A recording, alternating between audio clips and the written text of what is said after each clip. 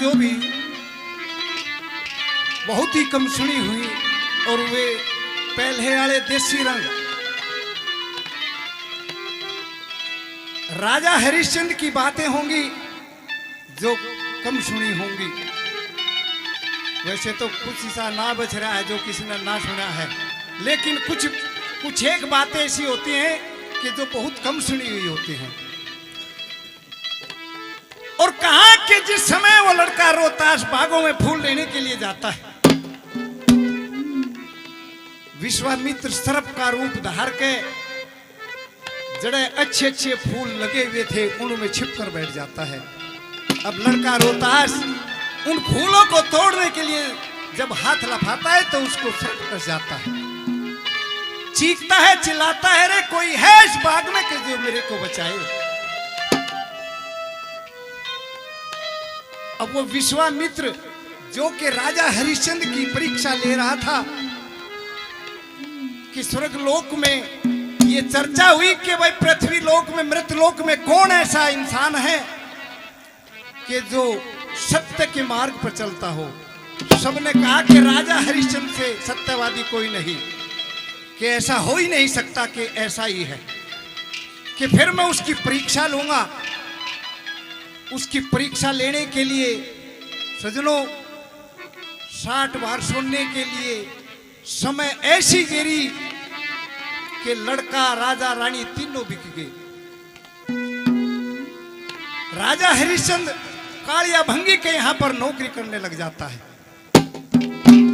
लड़का और रानी एक रामलाल पंडित के यहां पर काम करने लग जाते हैं। होली का त्योहार फूल लेने के लिए बागों में लड़का गया और वो विश्वामित्र सर्प बन करके उसको डस लेता है। अब भेष बदल के जब उस रोहतास के पास गया कि भाई तू कौन, कि रामलाल पंडित के मिलेगी तने तारा दुखियारी नु के ये खिली खिलाई आज लड़की तेरी फुलवाड़ी बाग, कि मेरी माँ रामलाल पंडित के यहाँ पर दासी का काम करती है और जे तू उसने जाके न्यू कह दे के तेरे लड़के को सर्प ने डस लिया, आपका एहसान होगा। तो बोला कोई बात नहीं।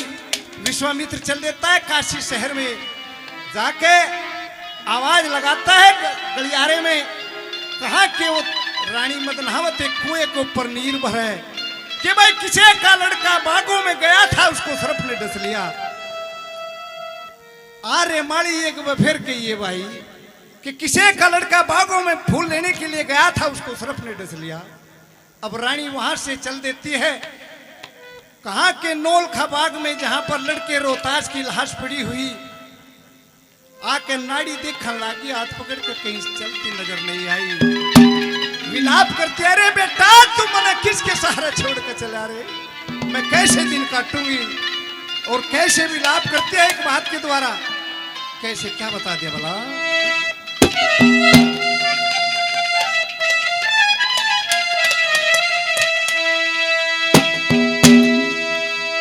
न्यू बोली रे किशन रामा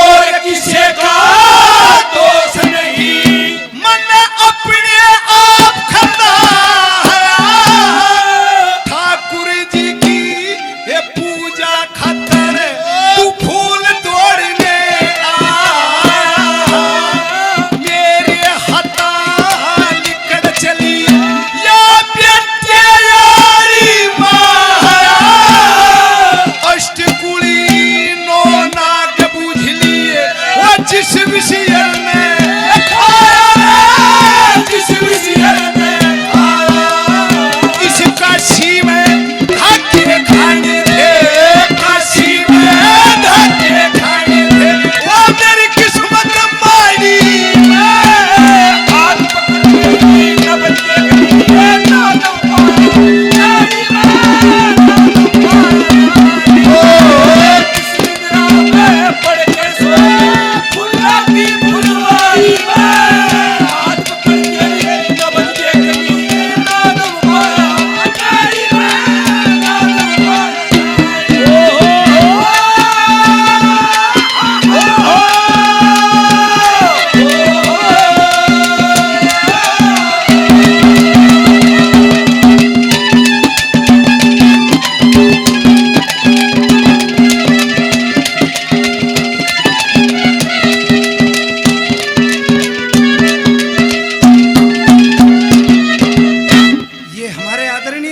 शर्मा जी आलमपुर से 100 रुपए से मान सम्मान करते हैं। शर्मा जी को बार बार धन्यवाद है, धन्यवाद।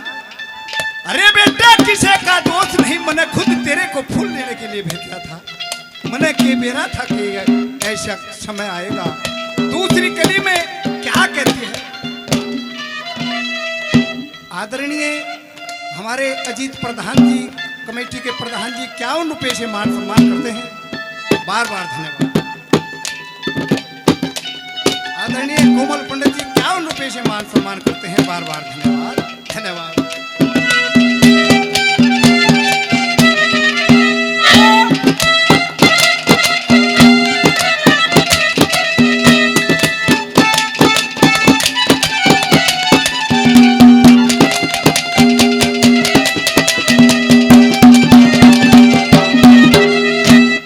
अरे मात पिता ने धोखा दे गए, मात पिता ने धोखा दे गए, तू करके करना डेट गया, यम के दूत पकड़ के ले गए, हो काल बलि की बेट गया, अवधपुरी ते सूर्यवंश की तू नाम निशानी मेट गया, तू के बेटा मरण योग था जो यमराज पे भेट गया, यमराज पे भेट गया।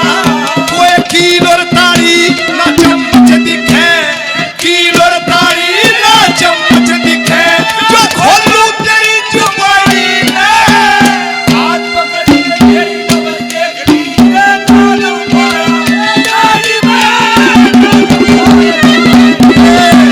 किसी दिन रात में पड़ के सो गया खुदा की फुलवारी में, हाथ पकड़ के तेरी कमर देख ली नादम पाया गाड़ी में, नादम पाया गाड़ी में।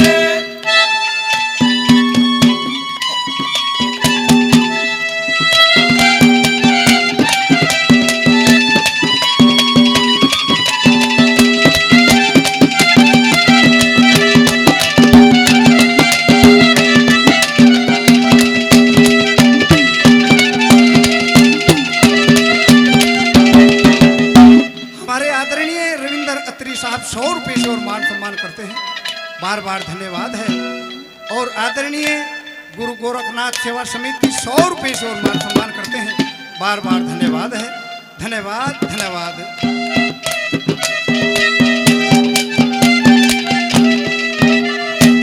हाथ पकड़ के उसकी नाड़ी टटोलती है, अरे बेटा एक माँ को खड़ा होके, लेकिन सजनों कहीं कोई सास नजर नहीं आया।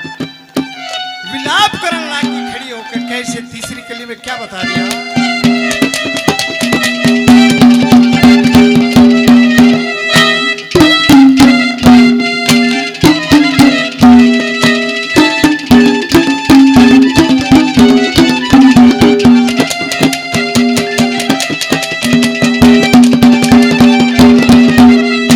अरे एक हाण की रोण लागी, एक हाण की रोण लागी, मेरे हुए काल जे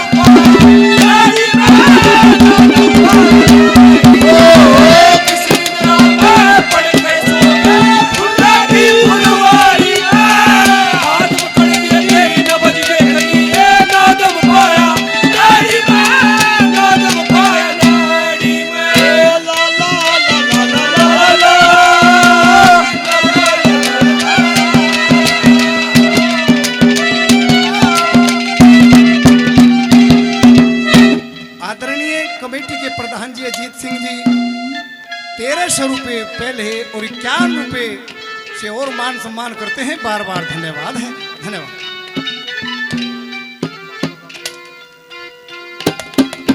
ये हमारे आदरणीय डॉक्टर धर्मपाल जी मिता थल से 100 रुपये से मान सम्मान करते हैं। डॉक्टर साहब को बार बार धन्यवाद है, धन्यवाद।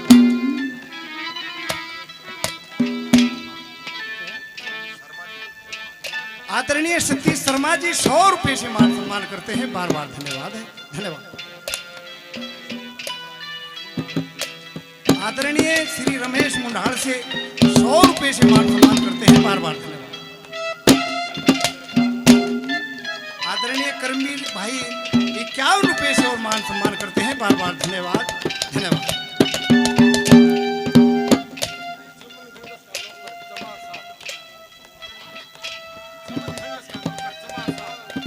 ये आदरणीय चमन घनकश का नौकर चमार साहब 100 रुपये से मान सम्मान करते हैं। भाई को बार बार धन्यवाद है, धन्यवाद, धन्यवाद।